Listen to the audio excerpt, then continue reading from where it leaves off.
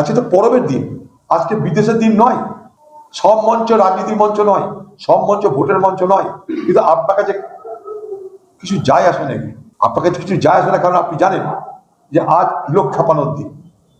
আনন্দের দিনটাকে আপনি লোক খেপানোর দিনে রূপান্তরিত করতে চাইছেন। নির্বাচন কমিশনের বিরুদ্ধে লড়ুন, দিল্লিতে যান, ধর্ণা করুন, আন্দোলন করুন।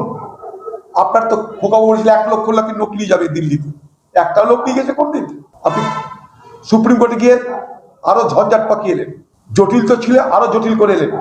আপনার সরকারি অফিসারদেরকে আপনি একবারে বলেননি যেমন করে হোক প্রত্যেকটা ভোটারের নাম তুলতে হবে। সুপ্রিম কোর্টে গিয়ে আপনি এমন কায়দা করলেন যে সুপ্রিম কোর্ট থেকে এখানটায় বিচারকদের হাতে আজকে এসআইআর চলে এলো। এই ঝঞ্ঝাট পাকালো কে? আপনি পাকিয়েছেন এই ঝঞ্ঝাট। কেন পাকিয়েছেন আপনি জানেন।